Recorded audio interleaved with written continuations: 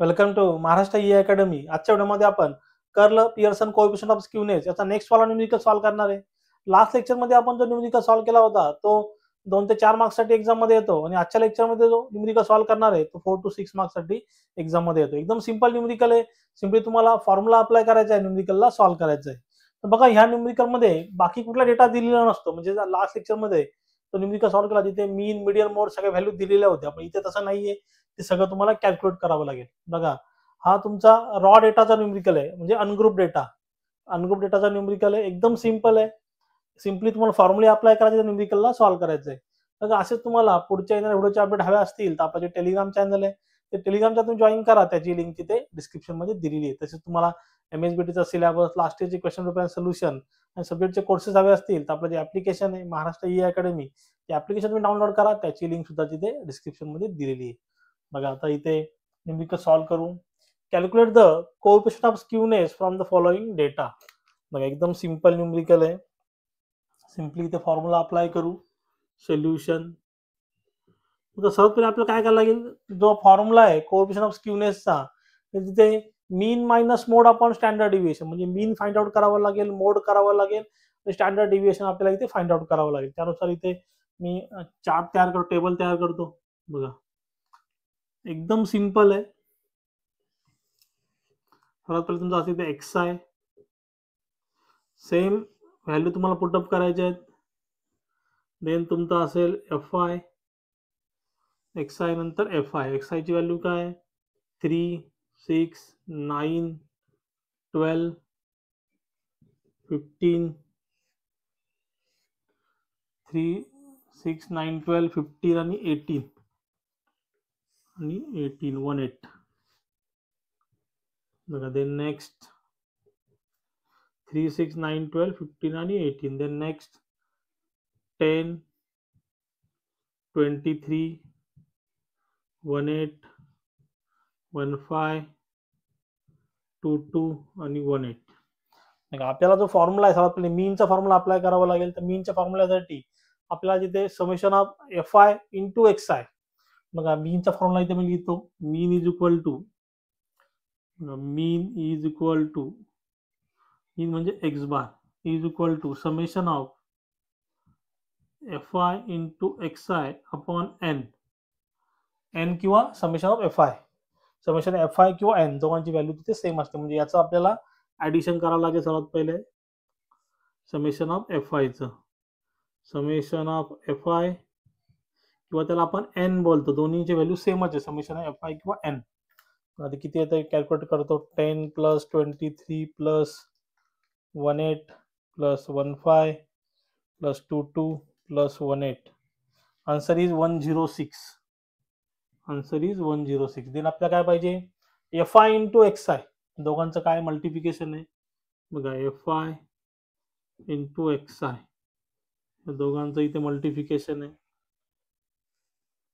दोघांचं मल्टिप्लिकेशन करू. बघा 10 इंटू 3, बघा 10 into 3 30. Then 23 into 6 138. 18 into 9 162. 15 into 12 180. 22 into 15 330 आणि 18 इंटू 18 324. ठीक आहे. बघा याचा आपल्याला काय पाहिजे, समेशन पाहिजे. समेशन करून घेतो. 324 प्लस 330 प्लस 180 162 138 30 1164. बघा summation of F I, summation of F I X I is equal to 1164. मीनची व्हॅल्यू फाइंड आउट करून चालतं. Mean is equal to summation of F I X I किती आहे 1164 डिवाइड एनची व्हॅल्यू किती आहे 106. मीनचा आन्सर किती आलेला आहे 1164 डिवाइड बाय 106 10.98. 10.98 आन्सर आले 10.98. देन आता आपल्या स्टँडर्ड डिव्हिएशन कॅल्क्युलेट करू, मोड तरी कॅल्क्युलेट करू. स्टँडर्ड डिव्हिएशन करू देन मोड करू. बघा स्टँडर्ड डिव्हिएशन कॅल्क्युलेट करतो. स्टँडर्ड डिव्हिएशनचा जो फॉर्म्युला आहे, standard deviation sigma is equal to, standard deviation sigma is equal to under root of summation of F I X I minus X bar त्याचा square upon N. N म्हणजे summation of F I.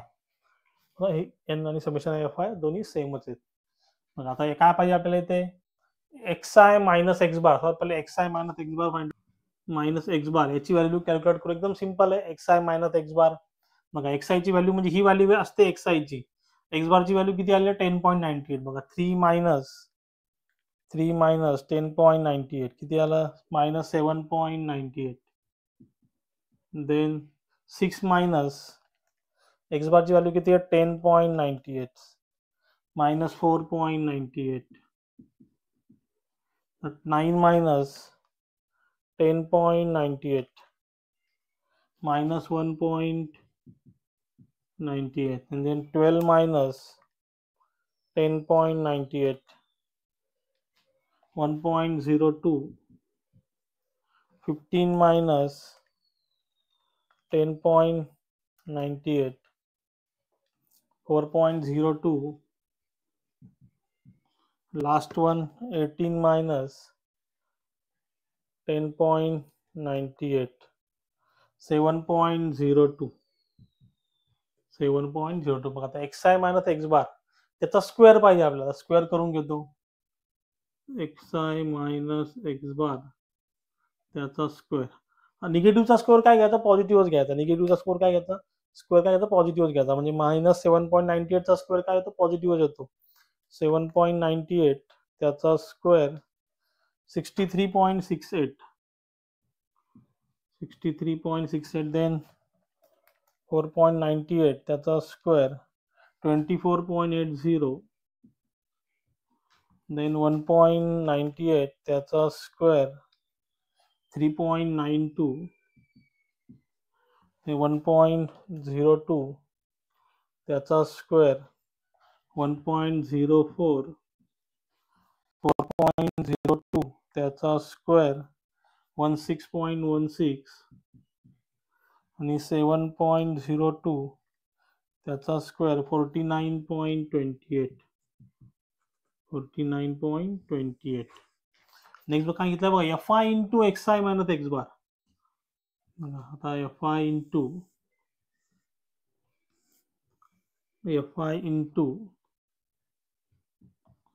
X I minus X bar त्याचा square. बघा F I X I minus X bar आपल्याला भेटलेला आहे square त्याचा, into F I म्हणजे काय होईल 10 into 63.68 636.8 then 23 into 24.80 570.4 then 3.92 into 18 70.56 1.04 into 15 15.6 then 22 into 16.16 355.52 and then 49.28 into 18 887.04 887.0. आता बघा याचं काय करत आहे, सगळ्यांचं समेशन पाहिजे आपल्याला.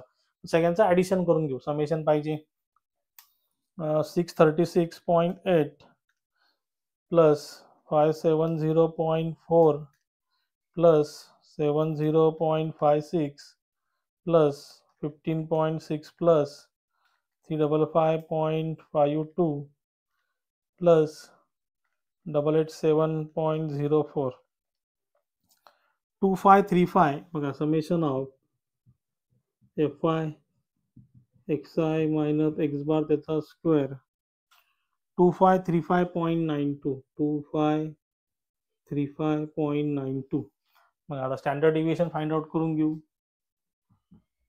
समेशन ऑफ मग अंडर रूट मध्ये summation of fi into xi minus x बार त्याचा स्क्वेअर 2535.92 2535.92 डिवाइड बाय n म्हणजे 106 बघा सिग्माचा आन्सर किती येत आहे 2535.92 divide by 106 under root answer 4.89 answer आलं 4.89 इथे आलं तुमचं 10.98 बघा कोएफिशिएंट ऑफ स्क्यूनेसचा फॉर्म्युला इथे यूज करू आपण एकदम सिंपल आहे कोएफिशिएंट ऑफ स्क्यूनेसचा फॉर्म्युला कोएफिशिएंट ऑफ स्क्यूनेस आता इथे Karl Pearson coefficient of skewness असं लिहा Karl Pearson coefficient of skewness formula काय आहे SKP is equal to mean minus mode upon standard deviation. आता बघितलं आपल्या मोडची व्हॅल्यू लागलेली आहे तर मोडची व्हॅल्यू सुद्धा कॅल्क्युलेट करू सिंपल आहे मोडची व्हॅल्यू कॅल्क्युलेट करणं त्यासाठी आपल्याला इथे क्युम्युलेटिव्ह फ्रिक्वेन्सी लागेल ती सुद्धा करू cumulative frequency CF. Cumulative frequency म्हणजे का फ्रिक्वेन्सी ऍड करत जायचंय बघा पहिली वाली फ्रिक्वेन्सी किती आहे 10 आहे 10 बघा 10 आहे 10 मध्ये 23 ऍड करा तर काय होईल 10 प्लस 2 3 33 ही झाली क्युम्युलेटिव्ह. ते 33 मध्ये 18 ला ऍड करायचं 33 प्लस 18 51 51 मध्ये या 15 ला ऍड करायचं 66 66 मध्ये 22 ला ऍड करायचं 88 88 मध्ये 18 ला ऍड करायचं 106 ही झाली तुमची क्युम्युलेटिव्ह फ्रिक्वेन्सी. ही लागते आपल्याला मोड कॅल्क्युलेट करण्यासाठी. बघा मोडचा फॉर्म्युला काय आहे आता ही व्हॅल्यू काय आहे बघा एन ची व्हॅल्यू काय आहे इथे इवन नंबर आहे 106 आहे तर मोडचा जो फॉर्म्युला आहे mode is equal to simply हा फॉर्म्युला यूज करायचा मोड इज इक्वल टू